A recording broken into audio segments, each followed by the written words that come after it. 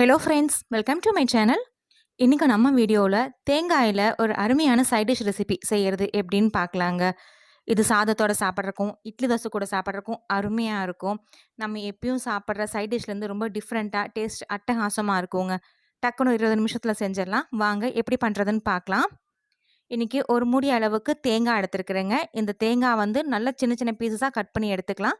தேங்காய் வந்து கொஞ்சம் ஈரம் இல்லாமல் நல்லா காய வச்ச தேங்காயாகவே எடுத்துக்கோங்க. இப்போ இந்த தேங்காய பார்த்தீங்கன்னா, சின்ன சின்ன பீஸஸா கட் பண்ணி எடுத்து வச்சிருக்கேன். அது ஒரு மிக்ஸர் ஜார்ல சேர்த்துக்கலாம்.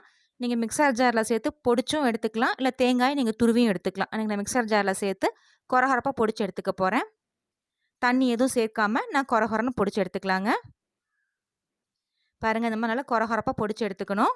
ரொம்ப நைஸா பொடிச்சிடக்கூடாது. அந்த அங்கங்க தேங்காய் தட்டுப்படணும். அந்த மாரி கொரகொரன்னு இருக்கட்டும். இப்போ இது ஓரமா எடுத்து வச்சுருவோங்க. அடுத்ததா ஸ்டவ்ல ஒரு பேன் வச்சுக்கலாம். பேன் நல்லா சூடானதுக்கு அப்புறமா நம்ம பொடிச்சு வச்சிருந்த தேங்காய் தூள் இது கூட சேர்த்துக்கலாங்க. எண்ணெய் எதுவும் சேர்க்க வேண்டாம். வெறும் ட்ரை ரோஸ்ட் பண்ணி எடுத்துக்கலாம். தேங்காய் தூள் எல்லாத்தையும் இதில சேர்த்துட்டு, லோ ஃப்ளேம்ல வச்சு குறைஞ்சது ஒரு 10 நிமிஷம் இந்த தேங்காய் நல்லா பொன்னிறமா வறுபட்டு வரணுங்க. அந்த அளவுக்கு நல்லா வறுத்து எடுத்துக்கணும். கொஞ்சம் கூட ஈரப்பதம் இல்லாம நல்லா உதிரி உதிரியா பொன்னிறமா வர அளவுக்கு நல்லா வறுத்து எடுத்துக்கலாம். ஒரு 10 நிமிஷம் வறுக்கலாங்க. வறுத்ததுக்கு அப்புறமா உங்ககிட்ட காமிக்கிறேன். இப்போ ஒரு 10 நிமிஷம் ஆயிடுச்சுங்க. பாருங்க, தேங்காய் வந்து நல்லா பொன்னிறமா வறுபட்டு வந்திருக்கு. அதே மாதிரி பார்த்தீங்கன்னா, கொஞ்சம் கூட ஈரப்பதம் இல்லாம நல்லா உதிரி உதிரியா இந்த மாரி நல்லா வறுத்து எடுத்துக்கணும். ஒரு 10 நிமிஷத்துக்கிட்ட லோ ஃப்ளேம்ல வச்சு வறுத்தா போதுங்க. கருகிறக்கூடாது.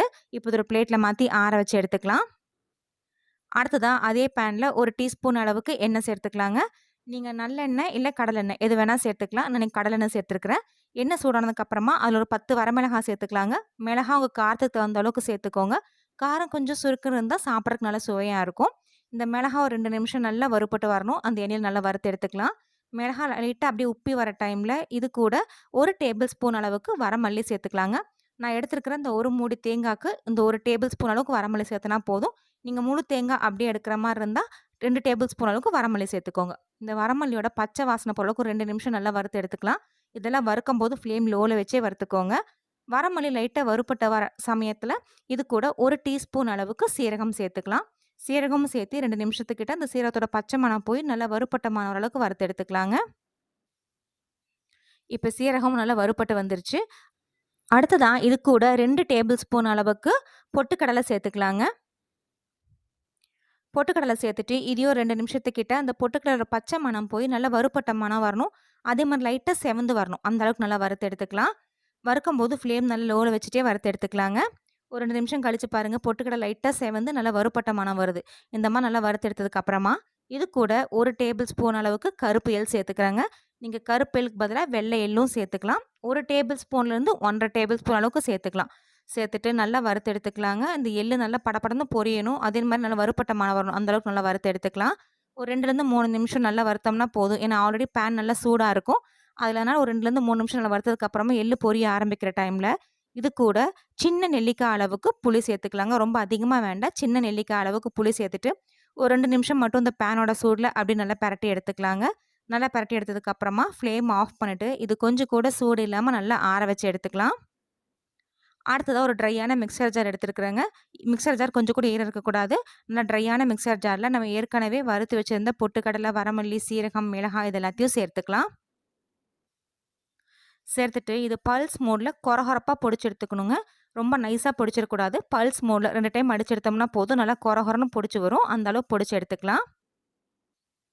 பாருங்க, இந்த அளவுக்கு அங்கங்க அந்த பொட்டுக்கடலை, எள்ளுலாம் தட்டுப்படுது பார்த்தீங்களா? அந்த மாதிரி நல்லா கொரகொரன்னு பொடிச்சு எடுத்துக்கணும். இந்த மாரி நல்லா பொடிச்சு எடுத்ததுக்கு அப்புறமா, இது கூட இப்ப நம்ம வறுத்து வச்சிருந்த தேங்காய் சேர்த்துக்கலாங்க.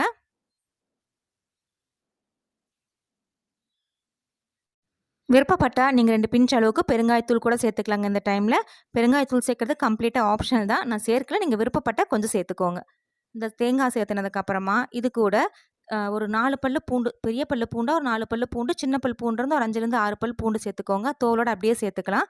சேர்த்துட்டு இதுக்கு தேவையான அளவு உப்பு சேர்த்துக்கலாங்க. சேர்த்துட்டு அதே மாரி பல்ஸ் மோட்ல 2 டைம் கொரகொரன்னு அடைச்சு எடுத்தோம்னா, சூப்பரான சுவையான ஆந்திரா ஸ்டைல் கொబ్బரி பொடி ரெடிங்க.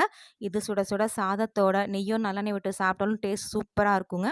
இட்லி தோசை கூட சாப்பிட்டா அருமையா இருக்கும். நம்ம பொடி தோசை செய்வோம் இல்லைங்களா? அந்த மாரி தோசை ஊத்திட்டு மேல அப்படியே இந்த பொடிய தூவி குடுத்தீங்கன்னா, சூப்பரா இருக்குங்க. ஃப்ரெண்ட்ஸ், நீங்களும் இந்த பொடி ரெசிபிய ட்ரை பண்ணி பாருங்க. ட்ரை பண்ணி பார்த்துட்டு உங்க கமெண்ட்ஸ்ல சொல்லுங்க. உங்களுக்கு இந்த வீடியோ பிடிச்சிருந்தா மறக்காம நம்ம சேனலுக்கு சப்ஸ்கிரைப் பண்ணுங்க.